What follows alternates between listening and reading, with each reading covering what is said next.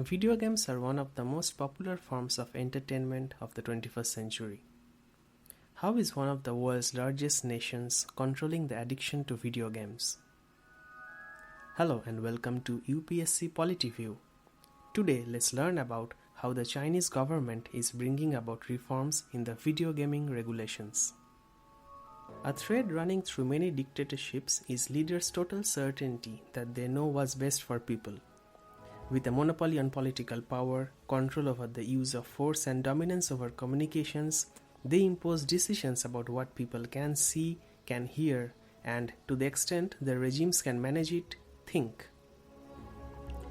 China's President Xi Jinping appears to be steering toward a period of intensified control by pushing the nanny state into people's personal lives.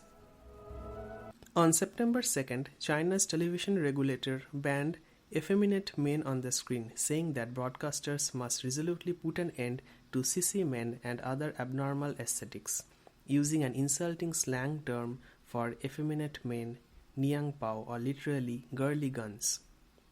The order reflected official concern that Chinese pop stars, imitating the sleek look of some South Korean and Japanese singers and actors, were failing to encourage China's young men to be masculine enough, the Associated Press reported.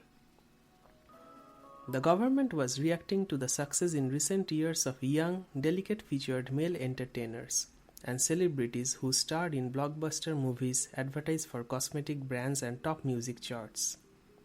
As Helen Gao explained 2 years ago in the New York Times, their rise has been one of the biggest cultural trends of the past decade.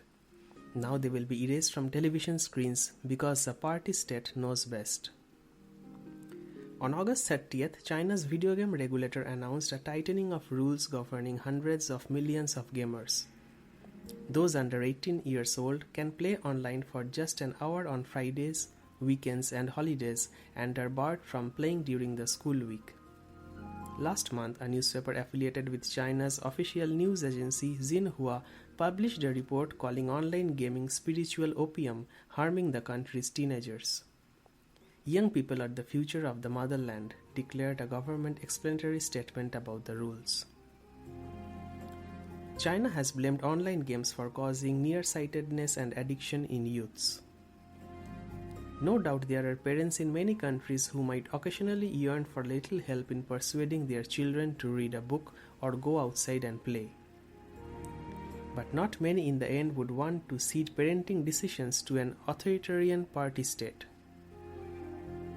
Mr. Xi's two predecessors allowed China's people more personal freedom and provided a rising living standard in exchange for loyalty to the party. These latest initiatives suggest that Mr. Xi is reversing that by putting more of an ideological stamp on society, with the Communist Party of China setting the pace, and that he will be far more intrusive in doing so. A school curriculum that indicates Mr. Xi's turgid political philosophy is now being imposed on an unusually young audience, starting from the 3rd grade.